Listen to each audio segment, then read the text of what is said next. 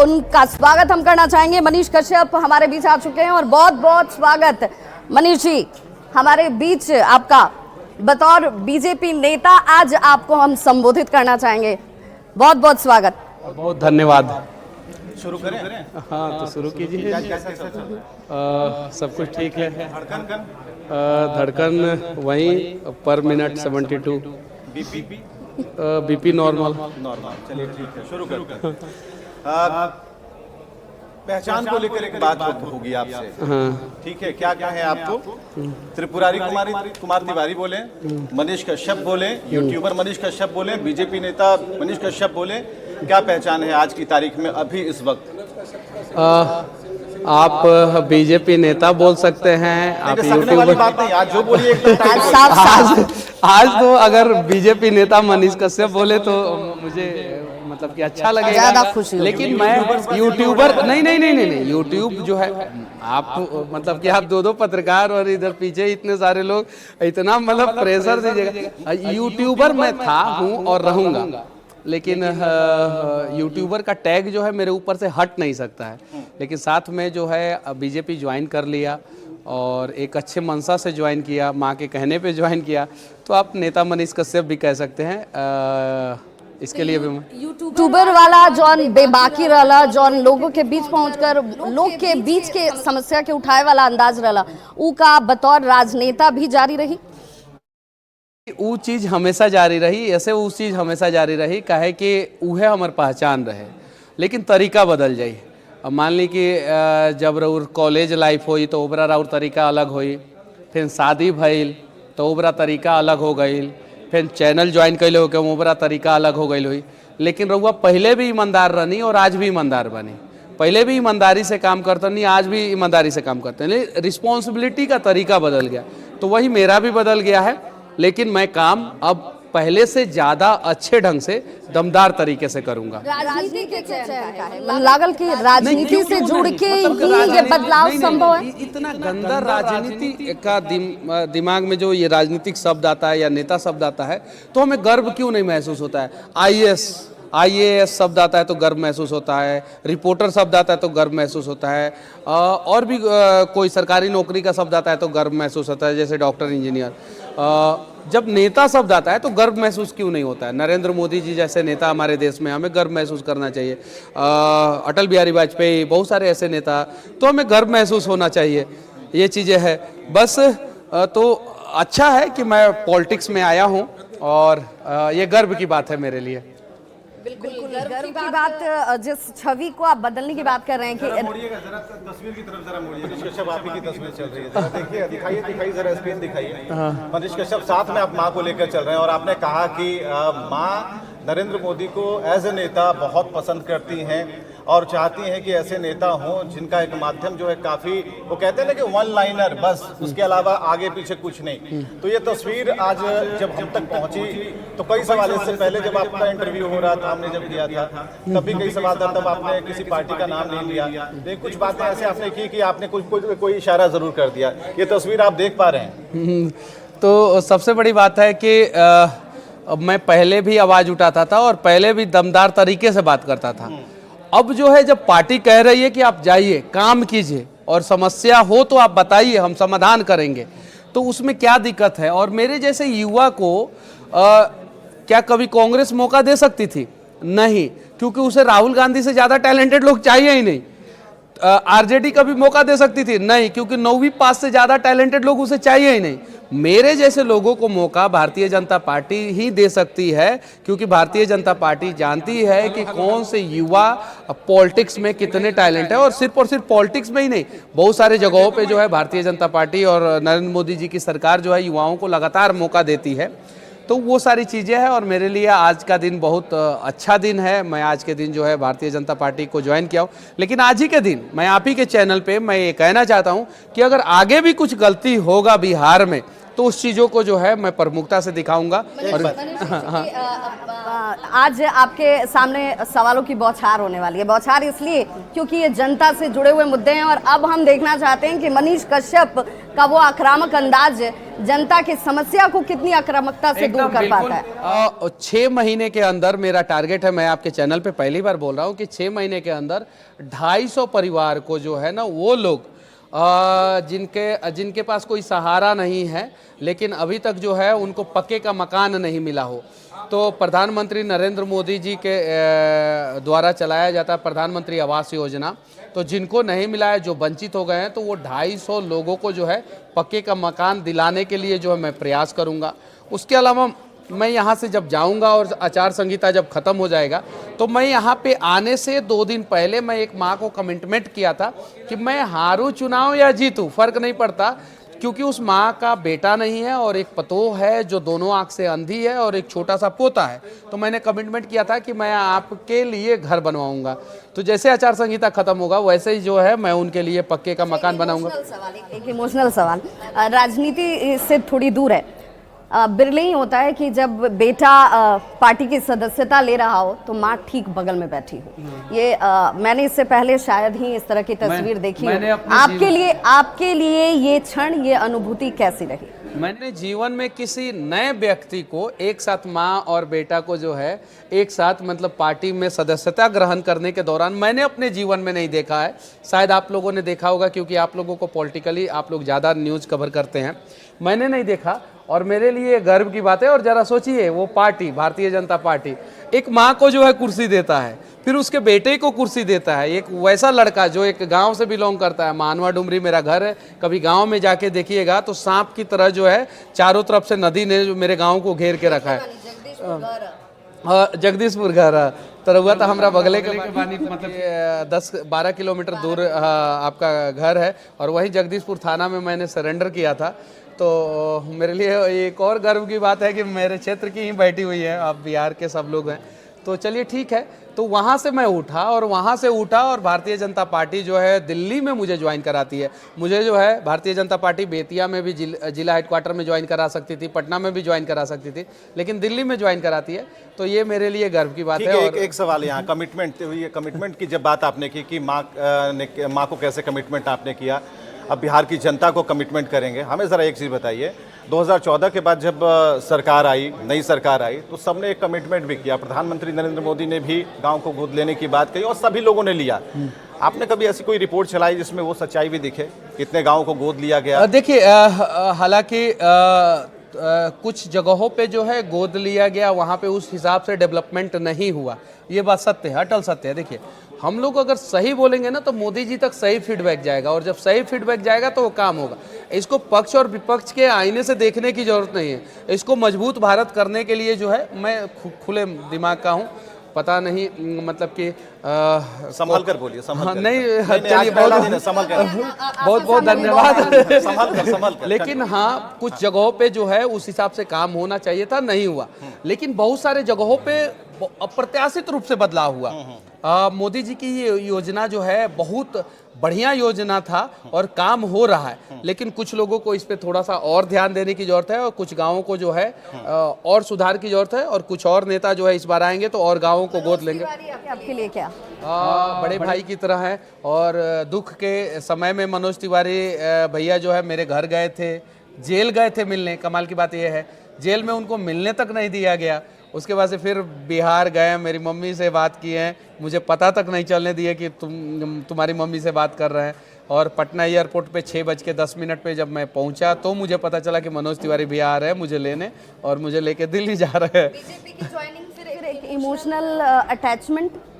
देखिए, बीजेपी से पहले से ही जुड़ाव रहा है। जब मैं 2010 से मैं फेसबुक चलाता हूँ, मेरा फेसबुक उठा के आप देख सकते हैं। जब 2012-13 के वो दौर था जब नरेंद्र मोदी जी का नाम नेशनल लेवल पे आने लगा और गोवा अधिवेशन में जो है इनको प्रधानमंत्री के रूप में जो है घोषित कर दिया गया, उस समय से जो है हम लोग नरेंद्र मोदी जी के बारे में फेसबुक पे पोस्ट करते हैं। वो पुराना पोस्ट, आज से 7-8 साल 10 साल पहले का पोस्ट भी आप देख सकते हैं, वो चीज़ें है। लेकिन 2024 में मुझे लगा कि मुझे टिकट मिलना चाहिए, ये बात सत्य है, अटल सत्य है। और टिकट नहीं मिला, कुछ कारण से जो है मेरी बातें जो है ऊपर तक नहीं पहुंची होगी। टिकट नहीं मिला, फिर पार्टी को लगा कि नहीं इसको जो है मौका देना चाहिए, अच्छे ढंग से मौका देना चाहिए, अच्छे जगह पे, लड़का अच्छा है, काम खातिर प्रचार करें एकदम सबके लिए प्रचार करेंगे। भारतीय जनता पार्टी जो है संजय जायसवाल एकदम बिल्कुल क्यों नहीं करेंगे। उन्होंने मेरे लिए प्रेस कॉन्फ्रेंस किया, मुझे उम्मीद नहीं था। यही भारतीय जनता पार्टी का एक खूबसूरती है। आप देखिए कन्हैया कुमार और संदीप दीक्षित आपस में ही लड़ रहे हैं दिल्ली में, मीडिया में सारा इंटरव्यू वीडियो सब कुछ है आपस में ही, मतलब कि अगर बीच में कार्यकर्ता नहीं रोके तो फाइटम फाइटी सब चालू हो जाए। लेकिन संजय जायसवाल जी मेरे से बात किए बिना जो है मेरे लिए बेतिया में प्रेस कॉन्फ्रेंस किए, विजय सिन्हा जी पटना में प्रेस कॉन्फ्रेंस किए, बहुत सारे नेता जो है मेरे बारे में लिखे। तो जब संजय जायसवाल जी मेरे लिए दिल बड़ा किया, वो बड़े भाई दो नाम विभा ने लिए, संजय जायसवाल, मनोज तिवारी, गुंजन सिंह के क्या हुई? देखिए गुंजन सिंह जी का जो भी होगा अच्छा होगा और वो हम लोगों के साथ आएंगे। और हम लोग बेसहारा कर दिया? नहीं, बेसहारा तो उनको कभी नहीं छोड़ूंगा। तो आपको देखा देखी आपके प्रचार के बलबूते आपके नाम को लेकर के जितने लोग वो मेरे से खड़ा हो रहे थे। सुनिए, मेरे से पहले से उनका प्लानिंग था चुनाव लड़ना। आप जाके देखिएगा, मैं जेल में था, उसके पहले से उनका प्लानिंग था। मैं जेल के अंदर था, उसके पहले से उनका प्लानिंग था। मैंने अपना धर्म निभाया। अब रिजल्ट तो अब ईवीएम में बंद है। रिजल्ट जो आएगा वो आप सभी दिखाएंगे अपने चैनल पे, जो है एकदम सबसे पहले जो है न्यूज़ 18 इंडिया पे। कन्हैया कुमार चुनौती है मनोज तिवारी के लिए, आपको लगता है? कभी भी कन्हैया कुमार चुनाव नहीं हो सकते हैं मनोज तिवारी के लिए। मनोज तिवारी पिछली बार 3,90,000 वोट से जीते थे और उसके पहले जो है उन्होंने शीला दीक्षित को हराया है वहाँ पे। मनोज तिवारी 14,500 करोड़ का काम अपने संसदीय क्षेत्र में किए हैं, 14,500 करोड़ का। और पूरे दिल्ली में जो 7 सांसद थे उसमें सबसे ज़्यादा पब्लिक से मिलने वाले मनोज तिवारी, ये बात सत्य है। इस सबसे ज़्यादा, और बीजेपी के जो 8 विधायक हैं जो दिल्ली में जीते हुए हैं उसमें 6 विधायक, 3 विधायक इनके संसदीय क्षेत्र के हैं और 3 विधायक जो वो रोड बनाए हैं, 6 लेन रोड है, ऊपर जो है हाईवे गुजर रहा है और मेट्रो गुजर रहा है, उसके बगल के 3 विधायक हैं। मतलब कि 6 विधायक जो है इनके इन्फ्लुएंस में होके जीते हैं। तो मनोज तिवारी जो है वो इस बार 4.5 से 5 लाख वोटों से जीतेंगे जरूर, क्योंकि संदीप दीक्षित खुद ही जो है नहीं चाहते हैं कि कन्हैया कुमार जीते, कांग्रेस खुद ही नहीं चाहता है कि कन्हैया कुमार जीते, और यहाँ तक कि राहुल गांधी भी नहीं चाहते हैं कन्हैया कुमार जीते, और कमाल की बात है तेजस्वी यादव भी नहीं चाहते हैं कन्हैया कुमार जीते। तो कैसे जीतेंगे कन्हैया कुमार? तेजस्वी पे आ गया तो तेजस्वी से सवाल पूछना बनता है। नहीं, हम तो यूट्यूबर सबसे सवाल भी नहीं कर रहे हैं, सवाल कर रहे हैं बीजेपी नेता से हम सवाल कर रहे हैं। हाँ बिल्कुल। और आपने नाम ले लिया, 2 कमिटमेंट की बात कर ली आपने, सारी चीज़ों को इस तरीके से आप तो बिल्कुल पके मंजे हुए खिलाड़ी के तौर पर, पॉलिटिकल खिलाड़ी के तौर पर आज बात कर रहे। मुझे लग ही नहीं रहा है कि इससे पहले करीबन 1-2 महीने पहले जब आपसे हमारी मुलाकात हुई तो आप वही मनीष कश्यप हैं जो आज हैं। आज त्रिपुरारी कुमार तिवारी हमारे साथ बैठे हैं, ये कहना सही रहेगा ना? हाँ, मेरे दादाजी ने नाम रखा और त्रिपुरारी तो भगवान शिव का नाम है, तो ये बहुत अच्छी बात है। इसको लेकर आगे चलना है, अब यही नाम, दोनों नाम चलेगा आगे। मनीष मतलब मन का ईश्वर, अपने मन का सुनता है और मन के सुनते हैं। हाँ, रोजगार या राष्ट्रवाद? रोजगार और राष्ट्रवाद दोनों।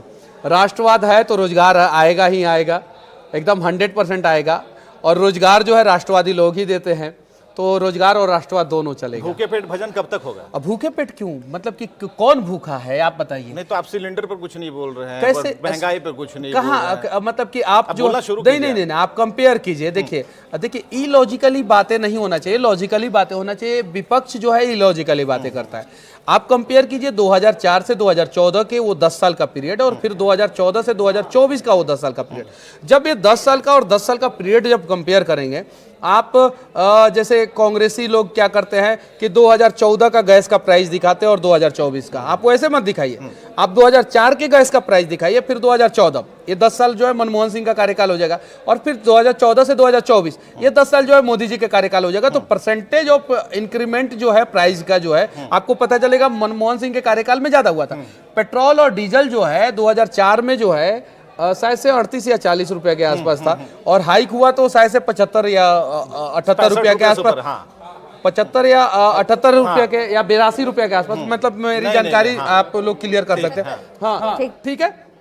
मोदी जी के कार्यकाल में 78 से मिला और 100 तक गया। तो आप जब कंपेयर करेंगे तो नरेंद्र मोदी जी के कार्यकाल में प्राइस हाइक जो है कम हुआ और उनके कार्यकाल में प्राइस हाइक ज्यादा हुआ। और सिलेंडर की बात आपने किया है, पहले लोग साइकिल खरीदने में अपने आप को जो है समझते थे कि साइकिल नहीं खरीद पाऊंगा, कहां से खरीद पाऊंगा। आज जो है कोई साइकिल पे चढ़ना नहीं चाहता है, कोई भी साइकिल पे चढ़ना नहीं चाहता। मजबूरी में कुछ लोग चढ़ रहे हैं, ये बात सत्य है, मैं झूठला नहीं रहा। लेकिन उस समय साइकिल खरीदने में लोगों का हालत खराब हो जाता था। आज जो है मोटरसाइकिल, वो भी बुलेट पे लोग चढ़ रहे हैं। तो ये बात सत्य है कि महंगाई बढ़ी है, इस बात को मानता हूं, लेकिन कांग्रेस के तुलना में वो महंगाई बहुत कम बढ़ी है और महंगाई आगे भी बढ़ेगी। ऐसा नहीं है नहीं बढ़ेगी, वो अमेरिका में भी बढ़ेगी। आप कंपेयर कर रहे हैं, आपने अपने अंदर से 3 छवि दिखा दी है। महंगाई बढ़ी है, मनीष कश्यप बोल रहे हैं। महंगाई पर कंट्रोल वाली बात मोदी जी की है, बीजेपी नेता मनीष कश्यप बोल रहे हैं। आगे इसको थोड़ा कंट्रोल कर लेंगे। नहीं, अभी भी कंट्रोल है। देखिए, मैंने ये नहीं बोला है कि आउट ऑफ कंट्रोल है, अभी भी कंट्रोल है, अभी भी आउट ऑफ कंट्रोल नहीं है। कांग्रेस के सरकार से जब तुलना करेंगे तो बीजेपी के सरकार में महंगाई बहुत कम बढ़ती है। आप अपने डिस्प्ले पे आप लोगों के पास अब बड़ा बड़ा टीवी हो गया है, मैक्स अब का या बहुत सारी कंपनियों का टीवी हो गया, आप लगाइए डिस्प्ले पे और लॉजिकली दिखाइए 2004 से 2014 का तुलना कीजिए और फिर 2014 से 2024 का तुलना कीजिए, तो आपको पता चलेगा कि ये कंपैरिजन, ये कंपैरेटिविटी, ये सारी चीजें विपक्ष नहीं कर पाता है। नहीं कर पाता, नहीं, विपक्ष जो है गुमराह करता है। अब जरा सोचिए कि ये न्यूज़ 18 का हेडक्वार्टर है पूरे देश का, यहाँ पे ऊपर जो है, नीचे जो है बहुत बड़ा ऑफिस है, और कल को कोई बांग्लादेशी या रोहिंग्या आके कहे कि इसमें से आधा हमें दे दो, आप बताइए। वही कांग्रेस के जो है प्रधानमंत्री प्रधानमंत्री कहा करते थे कि पहले आधा हक जो है इनका है, उनका है, फलाना का है, ठिकाना का, ऐसे है वैसे है। वहीं आज जाके देखिए जो है पाकिस्तान का हालत खराब हो गया है, क्योंकि नरेंद्र मोदी जी ने जो कश्मीर के थ्रू जो भी फंडिंग होता था पाकिस्तान को जाता था, उसको ब्लॉक कर दिया पूरा। आज जो है पाकिस्तान का अनेकों प्रांत के लोग जो है कह रहे हैं कि हम भारत में मिलना चाहते हैं। तो बहुत सारी चीजें हैं। दुनिया का सबसे बड़ा एजेंसी जो है अमेरिका का एजेंसी, अभी कल का न्यूज़ है, एजेंसी का नाम मैं नहीं बता पा रहा हूँ, कल का न्यूज़ है, उसने बोला कि अमेरिका को जो है मोदी जी जैसे प्रधानमंत्री की सख्त आवश्यकता है। तो पूरा दुनिया मोदी का प्रशंसा कर रहा है और विपक्ष को जो है, विपक्ष राव आपने माँ के कहने तक का इंतजार क्यों किया? माँ की बात नहीं मानती हैं क्या? का इंतजार तब क्यों किया? आप पहले भी देखिए थे तो ये फैसला आप पहले भी ले सकते थे। निर्दलीय आप चुनाव में उतर गए, उसके बाद अब आपने कहा कि माँ की बात को टाल नहीं सकता था, माँ की इच्छा थी, माँ को खुशी हासिल होगी, इसलिए मैंने बीजेपी ज्वाइन किया। देखिए, मैं सच कहूँ तो मुझे भी मैंने इंटरव्यू में पहले ही कहा कि मुझे लगता था कि मुझे यहाँ से टिकट मिलेगा।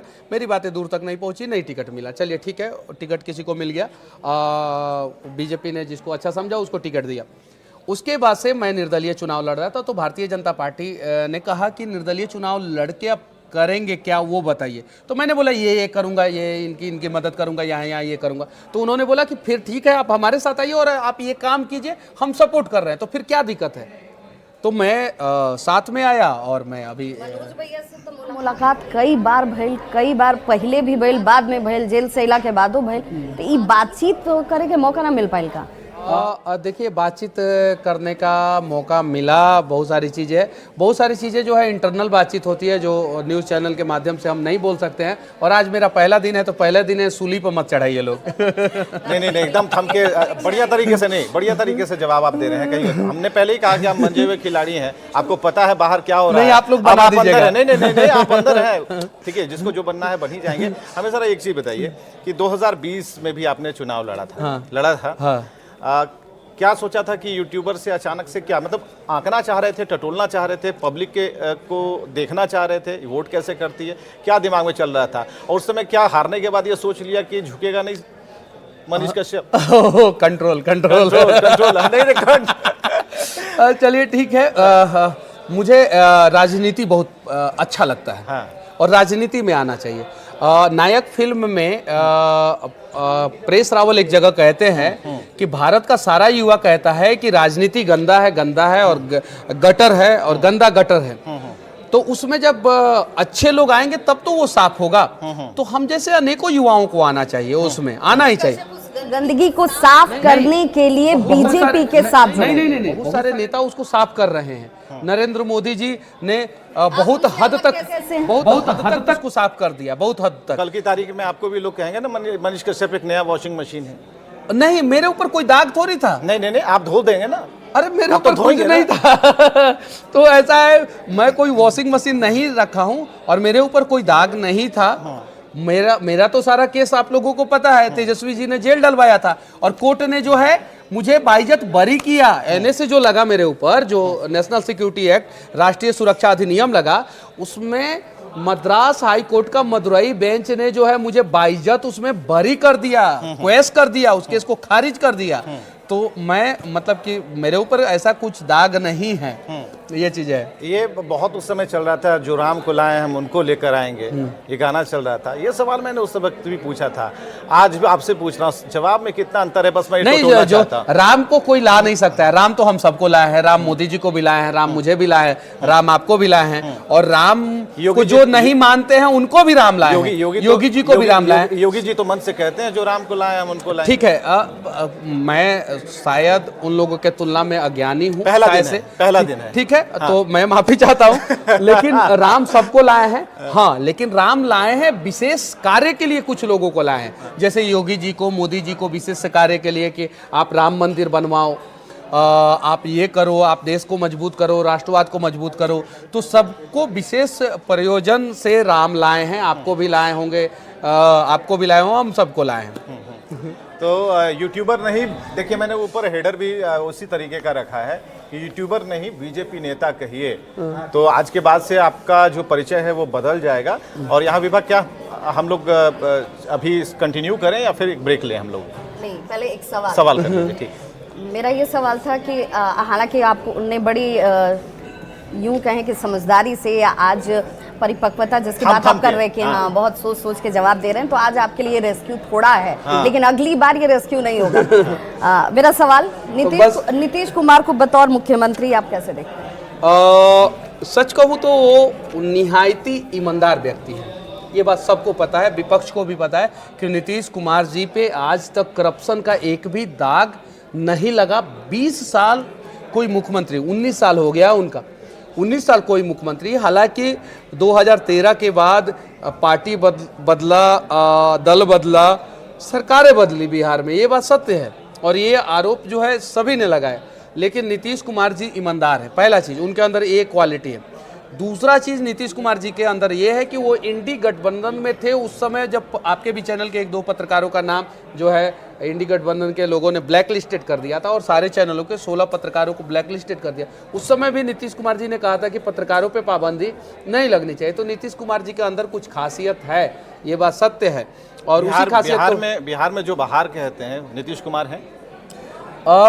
कुछ सुधार की जरूरत है और वो सुधार जो है हम सभी मिलकर करेंगे। ये सुधार ये है कि वो जो बयार है इधर उधर चलती रहती है? नहीं, अब इधर उधर नहीं चलेगी। अब नीतीश कुमार जी ने भरे मंच से जो है मोदी जी को झुक के प्रणाम करते एकदम 100%। विपक्ष तो ये कहता है कि भाई इसका दावा तो नहीं, पहले ये जो कहना चाहते हैं नहीं, मैं गारंटी के साथ कह रहा हूँ कि अब हमारे नीतीश चाचा जी जो हैं, हम लोग गार्जियन मानते हैं उनको, और मैं जेल से निकलने के बाद भी जो है मैं हमेशा जो है अच्छा ही बोला हूँ उनके बारे में, कभी गलत नहीं बोला हूँ।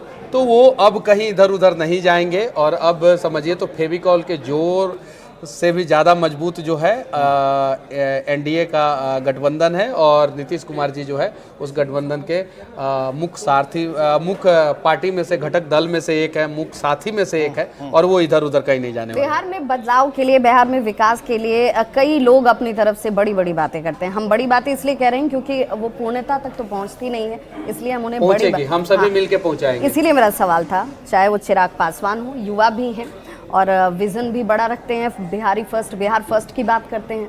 प्रशांत किशोर का जिक्र कर लीजिए, वो भी यही कहते हैं कि भाई हम चाहते हैं कि ग्रास रूट लेवल से बदलाव होना चाहिए। बिहार को जहां अब तक पहुंच जाना चाहिए वहां से कोसों दूर है, तो अच्छे लोगों की ज़रूरत राजनीति में है। अब अच्छे लोग के तौर पर मनीष कश्यप अगर इसके साथ जुड़ रहे हैं, आप उन लोगों से अलग खुद को कैसे दिखाएंगे? देखिए, सबका अपना काम करने का यूनिक तरीका होता है, अलग तरीका होता है। वो लोग भी काम कर रहे हैं, अलग तरीके से कर रहे हैं, हम लोग भी अपना काम करेंगे। हम लोग जो है भारतीय जनता पार्टी के साथ है, कार्यकर्ता हैं हम लोग। भारतीय जनता पार्टी जिस हिसाब से हम लोगों को बोलेगी उस हिसाब से काम करेंगे। लेकिन हाँ, ये बात सत्य है, ऑन कैमरा मैं बोल रहा हूँ कि अगर मुझे लगेगा कि यहाँ पे कुछ गलत है तो मैं उस चीज़ को सुधारने के लिए अपने लेवल से भी प्रयास करूँगा। करूंगा और ईमानदारी पूर्वक प्रयास करूंगा। और पहले भी आवाज़ उठाता था, अभी भी आवाज़ उठाता हूं और आगे भी आवाज़ उठाता रहूँगा। लेकिन हाँ, हमारे जो सीनियर है उनके साथ हम लोग मिलके काम करेंगे, डिस्कस करके काम करेंगे, बातचीत करके काम करेंगे। और मैं प्रमुखता से बिहार में जो बाढ़ आता है उसके लिए मैं प्रमुखता से आवाज़ उठाऊंगा। और मैं वादा करता हूं कि 5 साल के अंदर अंदर जो है, बाढ़ पे तो 1 साल के अंदर अंदर काम शुरू हो जाएगा और 5 साल के अंदर अंदर हम लोग बाढ़ पे कुछ हद तक जो है नियंत्रण पा लेंगे, ये मैं वादा करता हूँ। जब एक यूट्यूबर के तौर पर ग्राउंड पर जाते थे तो उनका बहुत सारा बयान जो है मुझे याद है, उनमें से 1-2 बयानों का जिक्र मैं करना चाहूँगी। आप कहते थे कि भाई ब्रिटिश काल में बने हुए पुल बड़े मजबूत हैं जो आज भी टिके हुए हैं, लेकिन अभी के पुल पुलियों का पता नहीं कि आज है तो कल होगा या नहीं होगा। मैंने ये बोला है, उद्घाटन से पहले भी गिर सकता है, बहुत सारा पुल गिर गया, ये बात सत्य है। तो उसी को हम लोग सुधार करवाने का, अब तो बिहार के ठेकेदार ऐसे भी डर गए होंगे, मनीषवा पावर में आ गया है। अच्छा, ये इस पावर की जरूरत थी। हाँ, पॉजिटिव पावर की, निगेटिव पावर की नहीं, पॉजिटिव पावर की। जैसे राम के पास पॉजिटिव पावर था और रावण के पास निगेटिव पावर था, ठीक है, पावर दोनों के पास था, लेकिन एक निगेटिव था तो वो खत्म हो गया, एक पॉजिटिव था तो मर्यादा पुरुषोत्तम श्री राम बन गए। कंस के पास पावर था, श्री कृष्ण के पास पावर था। कंस के पास निगेटिव पावर था, श्री कृष्ण के पास पॉजिटिव पावर था, तो निगेटिव का खत्म होना एकदम 100% है। तेजस्वी जी के पास भी पावर था, मेरे पास पावर नहीं था तो अब पावर आ गया। तेजस्वी जी ने निगेटिव पावर का इस्तेमाल किया, मेरे ऊपर NSA लगवाया, मुझे जेल में डलवाया, तो आज देखिए उनकी सरकार गिर गई। तो कहीं भी पावर का इस्तेमाल सकारात्मक रूप से कीजिए, नकारात्मक रूप से नहीं करनी चाहिए। तो ऐसे भी बिहार के कुछ ठेकेदार अब कुछ तो खौफ में होंगे और कुछ इंजीनियर भी कि हाँ, अब जो गलतियां हमने किया, अब जो है हमें वो गलतियां नहीं करना है। क्या है? अब बताइए, 5 रोड मैप बताइए अब क्या। देखिए, बाढ़ पे तो मुझे काम करना है और जो ग्राउंड लेवल की आपने बात किया, ठीक है, वहाँ पे अच्छे ढंग से प्रॉपर मॉनिटरिंग नहीं हो पाता है, तो इसलिए सरकारी दफ्तरों में थोड़ा सा करप्शन बढ़ा है, ये बात सत्य है। उसके वजह से जो है बिहार में गरीब परेशान होते हैं, तो वो करप्शन को दूर करना है, उसको जो है सामने लेके आना है, उसको किसी भी हाल में दूर करना है। जैसे शौचालय जो नरेंद्र मोदी जी 12,000 रुपया यहाँ से देते हैं, वहाँ पे जो है कुछ अधिकारी, कुछ ग्रामीण लेवल के जो नेता हैं, कुछ वो तो थोड़ा सा करप्शन हो जाता है तो दिक्कत होता है, ये बात सत्य है। ऑन कैमरा पहला दिन मैं एक्सेप्ट कर रहा हूँ, तो हम लोगों से जितना होगा उसको दूर करने का प्रयास करेंगे। और प्रयास तो किसी ना किसी को करना होगा ना, शुरुआत तो किसी ना किसी को करना होगा ना। हमें मौका, को क्या लगता है कि एक मजबूत लोकतंत्र के लिए मजबूत विपक्ष का होना भी बहुत जरूरी है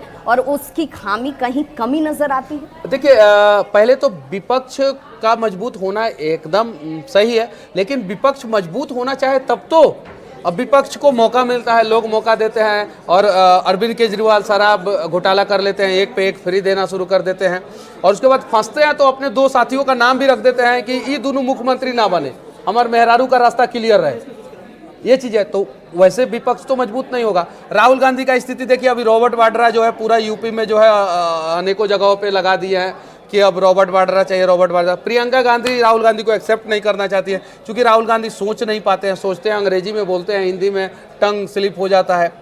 आप देखिए तो कहाँ से मजबूत होंगे। आप देखिए तेजस्वी यादव जी, 9वीं क्लास से ज़्यादा तेज लड़का अगर उनके टीम में कोई जुड़ जाता है तो वो जोड़ना नहीं चाहते हैं। उद्धव ठाकरे जी देखिए, बाला साहब ठाकरे जी के बेटा, उनको होना, इसलिए तो नहीं भेज दिया गया दिल्ली, उनको होना चाहिए था। तेजस्वी यादव तो मैंने तो भाई 3 महीना पहले इंटरव्यू में कहा था तेजस्वी यादव जी कन्हैया कुमार का बिहार में एंट्री नहीं होने देंगे, और संदीप दीक्षित जो है दिल्ली में एंट्री नहीं होने देना चाह रहे हैं। कन्हैया कुमार करे तो करे क्या।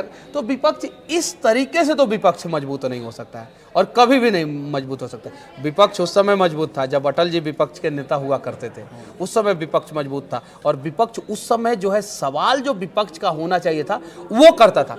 आज विपक्ष का जो सवाल होना चाहिए वो नहीं करता है। आज विपक्ष जो है पाकिस्तान के समर्थन में खड़ा हो जाता है, चीन के समर्थन में खड़ा हो जाता है, चीन में जाकर मीटिंग होता है। कहता है कि आप लोग रोजगार की बात नहीं कर रहे हैं, आप मुद्दों से भटक करके आप पाकिस्तान, हिंदू मुसलमान कर रहे हैं। कौन हिंदू मुसलमान करता है आप बताइए? शुरू कौन करता है? हम राम मंदिर की बात करते हैं, हम राम मंदिर को विकास से जोड़ते हैं। 1 लाख करोड़ का एक दिन में जो है भारत में जो है धंधा हुआ, एक दिन में जो बजट बढ़ गया, भारत का शेयर मार्केट बढ़ गया राम मंदिर की वजह से, उस पर तो ये लोग चर्चा करेंगे नहीं। हाँ, कहीं कोई आतंकवादी पकड़ा गया उसके समर्थन में रोना शुरू कर देंगे, कहीं कोई देश विरोधी ताकत जो है उसके लिए जो है सुप्रीम कोर्ट को जो है 12 बजे खुलवा देंगे। तो कहीं नहीं तो कहीं जो है वैसा विपक्ष भारत में अब मजबूत नहीं होगा, क्योंकि सोशल मीडिया का जमाना ठीक है, आपको खींच के फिर वहीं लाते हैं। आपने एक चीज बोला बदलाव, 5 मुझे 10 बिंदु चाहिए। अब बिल्कुल पब्लिक फोरम में है, ये सारी चीजें लोग देख रहे हैं। 5 चीजें जो कि बिहार में अभी तुरंत बदलने की जरूरत है, ठीक है, और आप अपनी प्लानिंग भी उसके साथ जोड़ लीजिए और अपनी प्लानिंग भी बताइएगा विधानसभा चुनाव को लेकर कि आपकी प्लानिंग क्या हुई है, क्योंकि कुछ ना कुछ तो हुआ होगा ना भाई, ऐसा थोड़ी है। नहीं, ये अब इससे कह के बच नहीं सकते कि नहीं आज पहला दिन है और हम छोड़ देंगे, आज तुमको ABCD पढ़ाइए, नहीं अब एप्पल पूछेंगे। अब जरा हमें बताइए 5 बिंदु वो बताइए कि एकदम निहायती भी जरूरत है कि अभी बिहार में इन चीजों को चेंज करना है, इनको बदलना है। देखिए, बाढ़ पे काम करने की जरूरत है, ठीक है, सख्त जरूरत है, पहला सख्त जरूरत है। और बिहार में जो शहर है उन शहरों को रिंग रोड की जरूरत है। कम से कम बिहार के 50 शहरों को रिंग रोड की जरूरत है। ठीक है, कम से कम 50 शहरों को। रिंग मतलब क्या होता है? गोला। और शहर को चारों तरफ से घेर दिया जाएगा तो ट्रैफिक कंट्रोल होगा। इन सब चीजों पे काम करने की जरूरत है। बिहार में जो पलायन हो रहा है, जो मजदूर बाहर जा रहे हैं, देखिए मैं रिंग रोड का नहीं, मैं तीसरे नंबर पर पलायन की बात। रिंग रोड अगर बनेगा ना तो हर एक शहर जो है ना 10 से 15 हजार लोगों को रोजगार देगा। हाँ, ठीक है, रोजगार देगा। तो जो पलायन हो रहा है, हाँ, जो पलायन हो रहा है वो पलायन को रोकने की जरूरत है। और ये बात सत्य है कि बिहार से पलायन अप्रत्याशित रूप से हो रहा है और 2.5 करोड़ लोग पलायन करते हैं, यानी हर 5.5 में से एक व्यक्ति पलायन करता है। चलिए ठीक है, इसको नोट कीजिएगा। चौथा क्या है? ये 3 हो गया, ये 4 चीज। तीन देखिए, चौथा, जैसे उत्तर प्रदेश में 21 एयरपोर्ट बना। आपने देखा होगा भारत में, पूरे भारत में रिकॉर्ड बना दिया। गुजरात पहले नंबर 1 पे था, फिर महाराष्ट्र था, तमिलनाडु था, उत्तर प्रदेश का कोई नंबर ही नहीं था। वो उत्तर प्रदेश आज 21 एयरपोर्ट के साथ देश में नंबर 1 हुआ। बिहार में कम से कम at present time 13 crore 80 lakh जनसंख्या है, 10 एयरपोर्ट की जरूरत है। 10 एयरपोर्ट की जरूरत है। ऑपरेशनल एयरपोर्ट, नॉट मतलब कि विदाउट ऑपरेशनल नहीं, ऑपरेशनल एयरपोर्ट, जिसमें रक्सौल हो सकता है, उसके बाद से पूर्णिया हो सकता है, उसके बाद से बेगूसराय एयरपोर्ट हो सकता है, उसके बाद से मतलब कि और भी बहुत सारा एयरपोर्ट हो सकता है। 3 ऑलरेडी चालू है। तो ये इंफ्रास्ट्रक्चर को मजबूती मिलेगा। 4 हो गया। 5वां, यूपी में इस देश में सबसे ज्यादा एक्सप्रेसवे बना। एक्सप्रेसवे से कनेक्टिविटी फास्ट हो जाती है, किसी भी राज्य की कनेक्टिविटी फास्ट हो जाती है। तो एक्सप्रेसवे जो है, बिहार को एक्सप्रेसवे की सख्त जरूरत है। और अगर बिहार में कुछ एक्सप्रेसवे बन जाए, मतलब कि 2-3 एक्सप्रेसवे बन जाए, तो बिहार की कनेक्टिविटी जो है वो बढ़ जाएगी। ठीक है। और ये 5 हाँ, ये 5 बेसिक इंफ्रास्ट्रक्चर को मजबूत करने के लिए बेसिक पॉइंट है। और ये जब 5 काम होगा ना, तो शिक्षा, स्वास्थ्य और रोजगार, ये तीनों जो है इसको फुलफिल करने के लिए, तो जैसे मान लीजिए कि बाढ़ को कंट्रोल करने के लिए हाइड्रो पावर प्रोजेक्ट बनाया जाएगा, तो कंपनियां आएगी, तो आसपास में सड़कें चौड़ी होगी, तो सड़कें चौड़ी होगी तो स्कूल खुलेगा, बहुत सारा स्कूल खुलेगा। NGO वाला भी स्कूल खुलता है। जैसे कुछ फंड जो होता है, बड़ी बड़ी कंपनियां जो है वो फंड जो है शिक्षा के क्षेत्र में इन्वेस्टमेंट करती है, स्वास्थ्य के क्षेत्र में इन्वेस्टमेंट करती है, तो कुछ हॉस्पिटल भी खोलेगा। तो ये 5 चीजें। शराबबंदी पर मनीष कश्यप, देखिए शराबबंदी, मनीष मैं यहाँ रोकना चाहूंगा, ये नोट करके रखिए, शराबबंदी पर आएंगे। इन 5 के अलावा नीतीश कुमार बराबर ये कहते हैं कि बिहार का जो मॉडल है, विकास का मॉडल है, दुनिया उसे कॉपी करती है, पूरा देश कॉपी करता है, हर राज्य कॉपी करना चाहता है। यहाँ पर आपकी जितनी बातें उत्तर प्रदेश से कॉपी करने की सीख दे रही हैं, ऐसा क्या दिक्कत है? योगी जी से सीखने की जरूरत है हमें, मोदी जी से सीखने की। हम तो गुजरात मॉडल भी कह रहे हैं ना, हम तो गुजरात मॉडल भी कह रहे हैं। गुजरात में इतनी सारी फैक्ट्रियां हैं, इतने सारे एयरपोर्ट। बिहार मॉडल, बिहार को उस स्तर पे पहुंचने में वक्त लगेगा। हाँ, ये बात सत्य है। मैं अगर ऑन कैमरा पहले ही दिन झूठ बोलूं तो लोग बोलेगा मनीष जरूरत है, मतलब जरूरत है कुछ पहले दिन सच पहले नहीं, हमेशा सच बोलूंगा। आगे धीरे जैसे परिपक्व हो जाए तो नहीं, गीता मंगा लेंगे आपके लिए, गीता मंगा लेंगे, शपथ दिलवाएंगे। वो मेरे दिल पे हाथ रखवा के जो है वो बोल दीजिएगा। मैं मतलब डेवलपमेंट की जरूरत है, सख्त जरूरत है। और अभी बिहार को जो है ना, बिहार मॉडल से ज्यादा जो है Gujarat model, UP model, Maharashtra model, ये सारा मॉडल अपनाने की जरूरत है। ये बात सत्य है और ये अटल सत्य है। चलिए, बिहार के विकास के लिए विशेष राज्य का दर्जा या विशेष पैकेज या जरूरत ही नहीं? देखिए, विशेष राज्य का दर्जा मिल जाए तो अति उत्तम, मिलना चाहिए। हम लोग उसके लिए मनीष कश्यप कोशिश करेंगे, एकदम बिल्कुल कोशिश करेंगे, लेकिन विशेष पैकेज की तो सख्त जरूरत है, वो तो सख्त जरूरत है। लेकिन विशेष राज्य और विशेष पैकेज से ज्यादा जरूरत है कि एमएनसी कंपनी, मल्टीनेशनल कंपनी जो है वो बिहार में आए और इन्वेस्टमेंट करे। और वो इन्वेस्टमेंट कब करेगा? जब हमारा एक्सप्रेसवे बनेगा, एयरपोर्ट की कनेक्टिविटी होगी। जैसे एयरपोर्ट बनाना होगा तो कोई बड़ी कंपनी आएगी, अडानी इंफ्रा है या गेमन इंडिया है या टाटा है या एल&टी है, कोई बड़ी ही कंपनी आएगी। तो सबसे पहले जो है हम लोगों को सख्त जरूरत है इंफ्रास्ट्रक्चर को मजबूत करने की। और जिस दिन बिहार का इंफ्रास्ट्रक्चर मजबूत हो जाएगा, मैं दावे के साथ कहता हूँ 5 साल के अंदर अंदर यूपी और गुजरात के टक्कर आज इनकी सारी बात माफ होगी बीजेपी की तरफ से, क्योंकि जो चीजें बीजेपी के लीडर कहते हैं उनसे आप थोड़े यहाँ पर डिफर कर रहे हैं। क्योंकि जब डेवलपमेंट की बात होती है तो नीतीश कुमार चारों तरफ देखते हैं और वो कहते हैं कि ये डेवलपमेंट है, पुल पुलिया बन रहा है, ये बन रहा है, वो ठीक है। बीजेपी वाले भी सपोर्ट करते हैं। हाँ, नीतीश जी अभी हाल में विजय सिन्हा ने कहा है, नीतीश कुमार की बहुत तारीफ की। यहाँ पर मैंने भी तारीफ किया है। हाँ, किया है। यहाँ पे थोड़ी सी लिबर्टी इन्हें मिलेगी। आज मिलेगी, बिल्कुल मिलेगी, बिल्कुल, ये थोड़ी लिबर्टी नहीं मिलेगी आज। मनीष कश्यप घबराइए मत, मिलेगी पूरी। हाँ, अभी आज पूरी तरह से नेता नहीं है आज, लेकिन ये लग गया, आपके ऊपर स्टाम्प लग गया है कि आप बीजेपी के लीडर हैं, बीजेपी नेता। लेकिन मैं अपने दिल की बात कर रहा हूं। बिल्कुल, इसके लिए आप जाने जाते हैं। ये दिल की बात मनीष कश्यप करते हैं, इसीलिए मनीष कश्यप के इतने लाखों फॉलोअर हैं। मनीष कश्यप के साथ वो जो जन नेता वाली बात और ऐसे लीडर्स की जरूरत थी बीजेपी को, और बीजेपी ने हथिया लिया इनको। समय रहते ही कहा कि नहीं, अब आइए, हो गया। मैं सही जगह पे चला गया। आप सही जगह? हाँ, मैं सही जगह। लेकिन आप उस सही जगह के लिए बीजेपी के आमंत्रण निमंत्रण का इंतजार कर रहे थे कि भाई निमंत्रण मिली तब जाएं। नहीं, वो तो मतलब कि जो भी है, जो भी होता है समय के साथ सब कुछ सही होता है। और अब माँ खुश हैं? माँ पिछले 2 साल से मुस्कुराई नहीं थी। किसी भी वीडियो में, इंटरव्यू में आप लोगों ने नहीं देखा होगा। हर माँ चाहती है कि जैसे आपकी भी माँ, आपकी 2 माँ होगी, एक सासू माँ होगी और एक माँ। वो दोनों माँ चाहती होगी कि आप हमेशा सदा खुश रहें।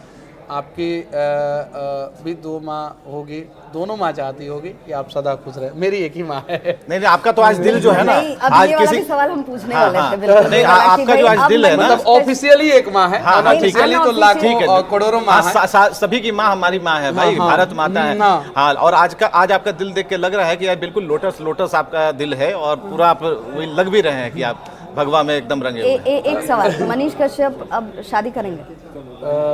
अब मैं अगर इस पे बोल दूं कि कोई अच्छी लड़की मिल जाए, अब सुंदर लड़की मिल जाए, अगर आपके नजर में कोई हो तो आप बता दीजिएगा, मम्मी को बता दीजिएगा। ये क्यों पूरे बिहार को कह रहे हैं ढूंढने के लिए? ये मतलब एलिजिबल बैचलर हैं मनीष कश्यप? नहीं, कहाँ से एलिजिबल बैचलर? बाल पका हुआ है, कलर नहीं करता हूँ। नहीं, आजकल पैमाना बदल गया है, तो ये हो सकते हैं, बहुत हैंडसम है। हालांकि मैं इनको नहीं बोलूंगा, नहीं तो विवाद बढ़ जाएगा। नहीं, बात नहीं बढ़ेगा। अच्छा, घर पे विवाद बढ़ जाएगा। लेकिन ये हो सकते हैं, हैंडसम है, देखिए हाइट भी सही है, जिम भी जाते हैं, और भी बहुत सारे इधर। नहीं, लेकिन मनीष कश्यप जो है, मनीष कश्यप माँ ने आपके लिए जो राजनीति के लिए सोचा था वहां तक आप पहुंच गए। अब तो इसके आगे का रास्ता आपको खुद तय करना है। लेकिन अब इसके बाद माँ के लिए सहयोग करने के लिए कोई घर में मौजूद हो? मनीष कश्यप सोचेंगे। मेरे छोटे भाई का शादी हो गया है, और छोटे भाई की जो वाइफ है वो बहुत अच्छी है। बिहार में एक चीज कहते हैं इंटरव्यू में, जो कहते हैं ना खखोर लेना। आज मनीष कश्यप को खखोरने की कोशिश, लेकिन चलिए छोड़ देते हैं, क्योंकि आज पहला दिन था। मनीष कश्यप भी कई सवालों के जवाब देते आगे बढ़ते उन्होंने कहा कंट्रोल। तो कंट्रोल करने की जब जरूरत है तो इनको थोड़ा वक्त देते हैं, नेता पूरी तरह से बनने देते हैं, और धारदार इंटरव्यू बराबर आते रहिएगा, ठीक है ना? एकदम बिल्कुल। बहुत बहुत शुक्रिया मनीष, बधाई भी आपको इस नई राजनीतिक पारी के लिए। बहुत बहुत धन्यवाद। जय हिंद।